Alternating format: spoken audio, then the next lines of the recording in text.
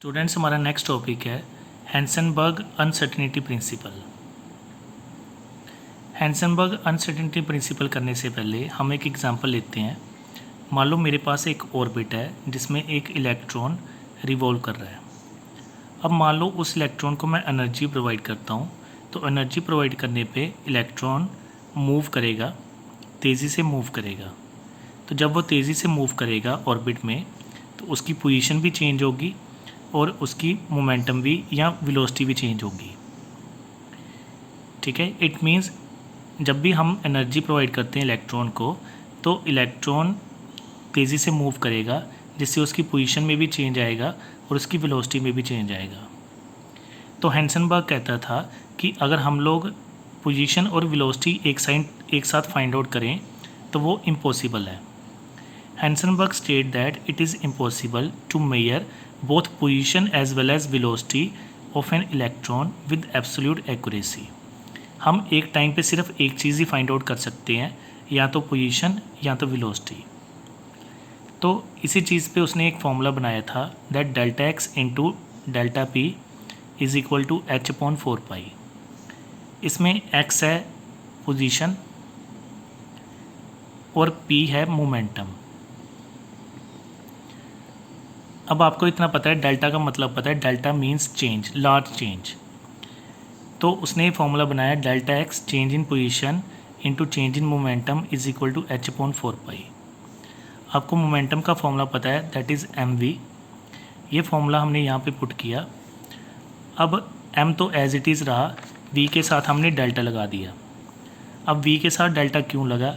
क्योंकि there is a change in velocity but mass of electron remain same.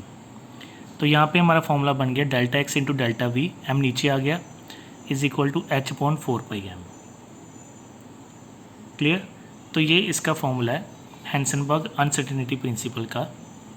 हैंसेनबर्ग uncertainty principle का main जो postulate है वो ये है कि इस प्रिंसिपल को हम यूज़ कर सकते हैं माइक्रोस्कोपिक ऑब्जेक्ट्स के लिए, जैसे इलेक्ट्रॉन, प्रोटॉन या न्यूट्रॉन के लिए, जबकि मैक्रोस्कोपिक वर्ल्ड में हम लोग इसको यूज़ नहीं कर सकते।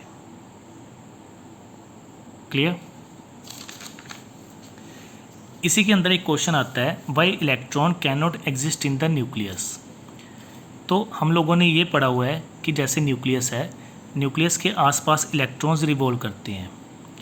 तो साइंटिस्ट के दिमाग में ये क्वेश्चन आया कि इलेक्ट्रॉन न्यूक्लियस के अंदर क्यों नहीं हो सकता। तो इस चीज़ को प्रूव किया था हैंसेनबर्ग अनसर्टेनिटी प्रिंसिपल ने। हैंसेनबर्ग साइंटिस्ट ने कहा कि जो न्यूक्लियस का डायमीटर है, न्यूक्लियस का diameter that is 10⁻⁻15 metre. It means अगर इलेक्ट्रॉन न्यूक्लियस के अंदर होगा तो वो इसी रेंज के अंदर होगा। It means the change in position is equal to 10⁻⁻15। अब उसने फॉर्मूला लगाया हैंसेनबर्ग का, इसमें उसने वेलोसिटी निकाली तो डेल्टा एक्स को नीचे ले गया। अब आपको पता है एच की वैल्यू कांस्टेंट है, that is Planck's constant 6.626 into 10⁻⁻34। Pi की वैल्यू है 3.14। M means mass of electron 9.1 into 10⁻31 kg and delta x is 10⁻15 metre. इसको कैलकुलेट करके आपका आंसर आएगा 5.77 इंटू 10⁻10। और अगर आप ये वेलोसिटी देखो, then this velocity is greater than the speed of light which is 3 into 10⁸। तो यहाँ से हैंसेनबर्ग ने हमें ये प्रूव किया या हमें ये कहा कि अगर इलेक्ट्रॉन न्यूक्लियस के अंदर होता है तो उसकी स्पीड इतनी होगी which is much greater than that of speed of light. तो इसलिए इलेक्ट्रॉन न्यूक्लियस के अंदर एग्जिस्ट नहीं कर सकता। अगर आपको कल को ऐसा क्वेश्चन आ जाता है why electron can not exist in the nucleus, तो आप लोगों ने इसको न्यूमेरिकल बेसिस पे प्रूव करना है। अगर एक नंबर में आ जाता है तो आप ये लिख सकते हो, as the speed of light is much higher than the velocity of light, so electron can not exist in the nucleus. अगर 2 नंबर में आता है तो आपको ये पूरा एक्सप्लेन करना पड़ेगा। क्लियर?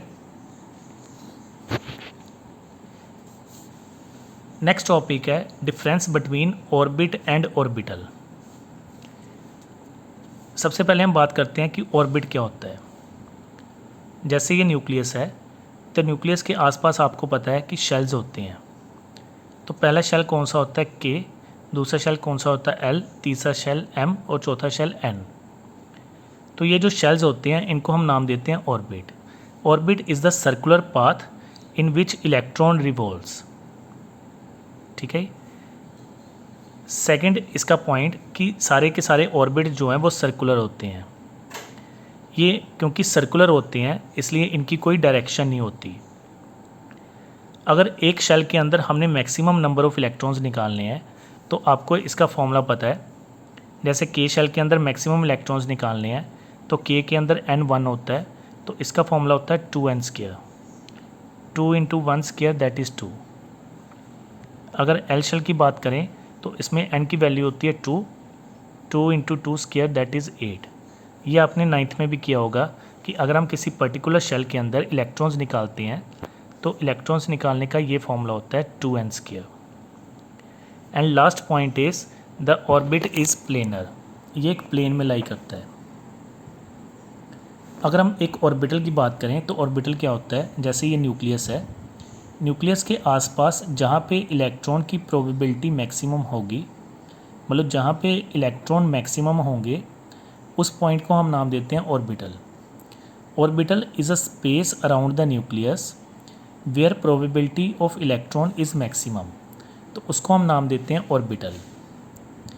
ये ऑर्बिटल अलग अलग शेप्स के होते हैं, जैसे S, P, D and F. S होता है स्फेरिकल शेप का, पी होता है डंबल शेप का, डी होता है डबल डंबल शेप का और एफ होता है डिफ्यूज शेप का। ठीक है, इसकी एक्सप्लेनेशन हम लोग आगे पढ़ेंगे। नेक्स्ट पॉइंट, आपको पता है कि जो स्फेरिकली शेप वाले हमारे ऑर्बिटल्स हैं या ऑर्बिट्स हैं, they are non directional while the other one are directional. Next point, अगर हमने किसी ऑर्बिटल में इलेक्ट्रॉन्स देखने हैं तो एक ऑर्बिटल में मैक्सिमम 2 इलेक्ट्रॉन्स होते हैं विद द ऑपोजिट स्पिन। एक की स्पिन अपर होती है, एक की स्पिन लोअर होती है। एंड नेक्स्ट पॉइंट, जो ऑर्बिटल है वो हमें 3 डायमेंशनल पिक्चर देता है एटम की। ऑर्बिट जो है वो हमें 2 डायमेंशनल पिक्चर देगा, जैसे बोहर मॉडल है, रदरफोर्ड मॉडल है, तो वो 2 डायमेंशनल मॉडल है। जबकि ऑर्बिटल जो है, ऑर्बिटल बना था क्वांटम मैकेनिकल मॉडल से and that model is 3 dimensional model, जो हम लोग आगे पढ़ेंगे। So that is the main difference between orbit and orbital.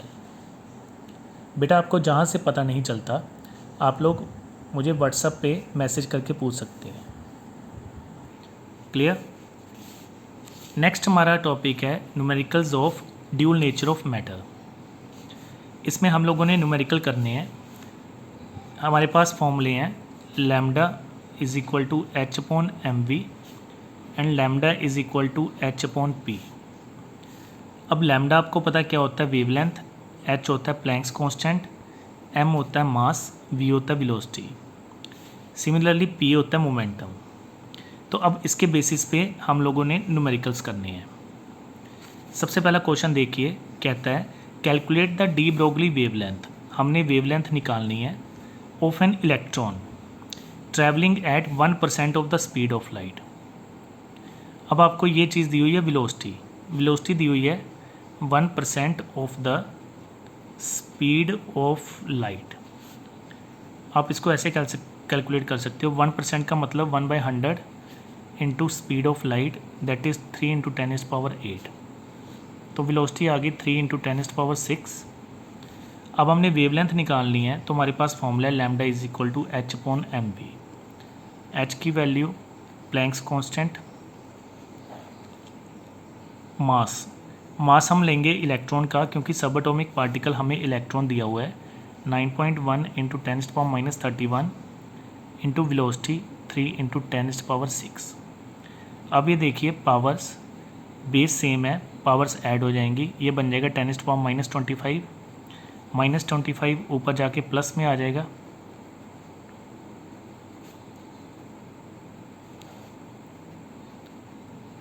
अब यहाँ पे भी बेस सेम है, पावर ऐड हो जाएंगी, तो ये बन जाएगा 10⁻⁹।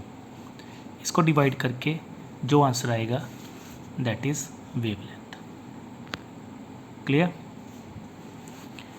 सेकेंड न्यूमेरिकल देखिए, 2 particles A and B are in motion. 2 particles motion में है। कहता है if the wavelength of particle A is this one. हमें ए पार्टिकल की वेवलेंथ दी हुई है 5 × 10⁻⁻8 meter. Calculate the wavelength associated with particle B. हमने बी पार्टिकल की वेवलेंथ निकालनी है। अब ध्यान से सुनिएगा, calculate the wavelength associated with particle B if its momentum is half of A. It means momentum of B is half of ए।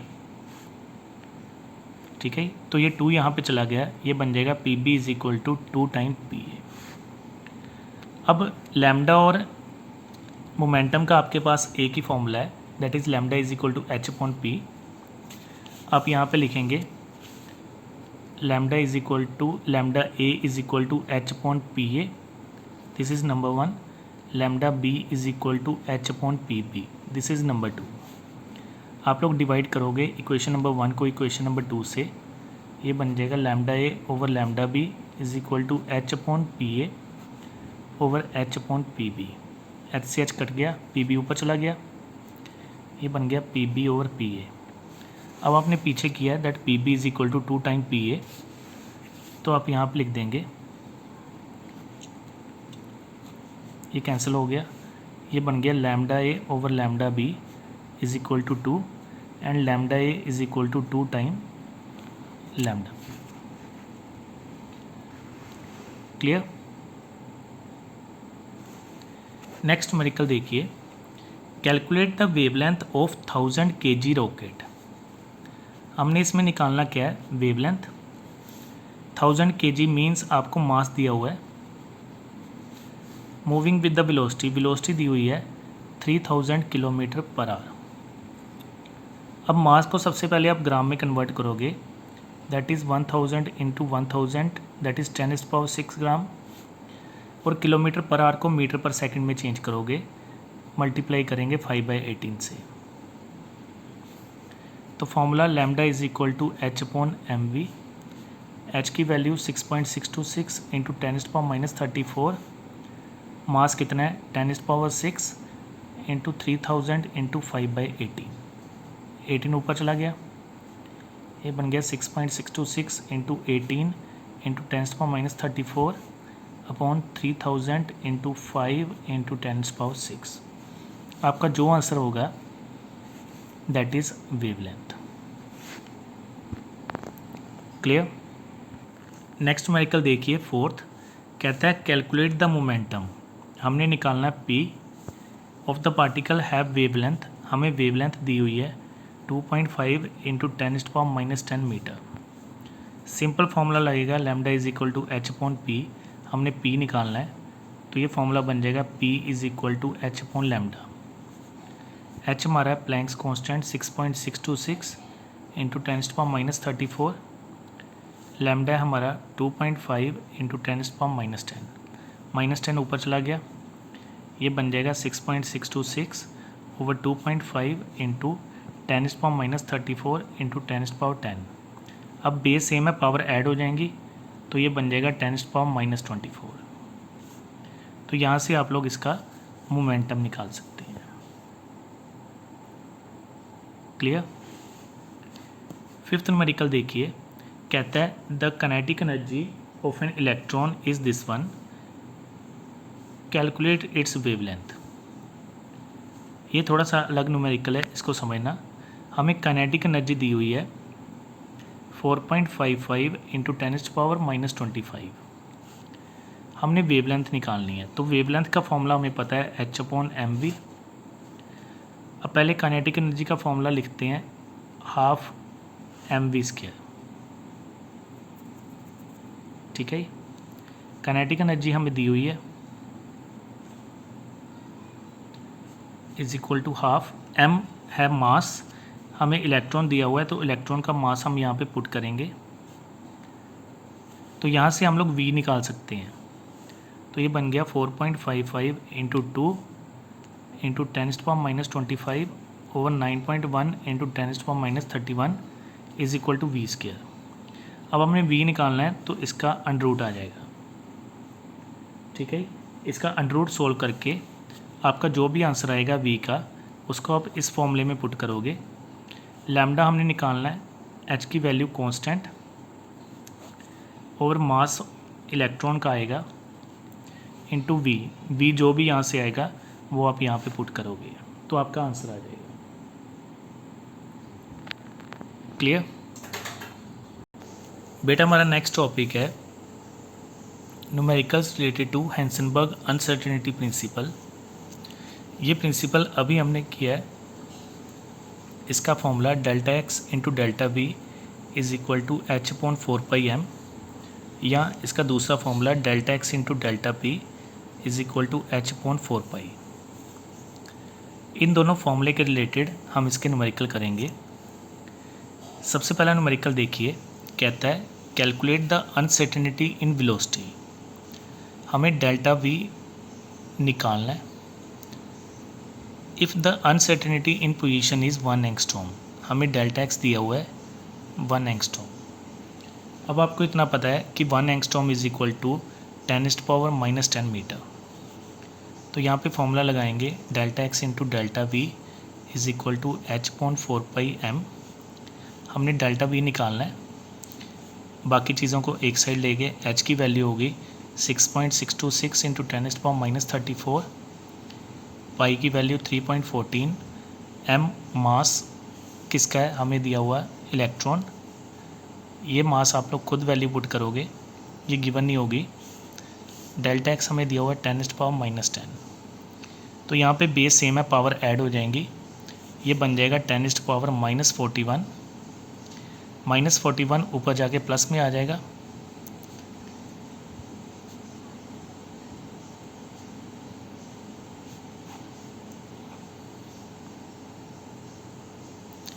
तो यहाँ पे आपकी वैल्यू आ जाएगी 10⁻7।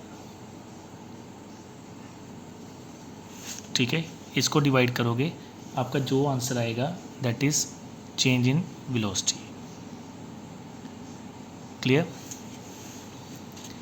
सेकेंड न्यूमेरिकल देखिए, कहता है calculate the uncertainty in position. इन दोनों में हमने डेल्टा एक्स निकालना है। हमें क्या दिया हुआ है, हुज मोमेंटम इज़, हमें डेल्टा पी यहाँ पे दिया हुआ है 0, हमें डेल्टा पी यहाँ पे दिया हुआ है 1 इंटू 10⁻³ तो फॉर्मूला लगाएंगे delta x into delta p is equal to h upon 4π। ठीक है, delta x is equal to h upon 4π into delta p. अब एच की वैल्यू हम यहाँ पे पुट करेंगे। आपको पता है कि पी 0 है तो यहाँ नीचे 0 आ जाएगा, तो सारी वैल्यू 0 आ जाएगी, सॉरी ये इन्फिनिटी आ जाएगा। ठीक है, अब सेकंड वाले केस में सेम फॉर्मूला पुट करेंगे। डेल्टा एक्स हमने निकालना है, एच की वैल्यू 6.626 इंटू 10⁻34, पी को हम यहाँ पे ले जाएंगे, पी की वैल्यू है 1 इंटू 10⁻3। तो यहाँ पे आप डेल्टा एक्स कैलकुलेट करके जो आंसर आएगा वो आप यहाँ पे लिख दीजिएगा। क्लियर। नेक्स्ट न्यूमेरिकल देखिए, कहता है the uncertainty in position and velocity of a particle are this one. हमें डेल्टा एक्स की वैल्यू दी हुई है 10⁻10 मीटर, हमें डेल्टा वी की वैल्यू दी हुई है 5.27 इंटू 10⁻24 मीटर। हमने निकालना है मास, तो फॉर्मूला लगाइए delta x into delta v is equal to h upon 4πm। हमने m निकालना है, बाकी चीज़ों को एक साइड पे ले गए। अब यहाँ पे वैल्यू पुट करेंगे,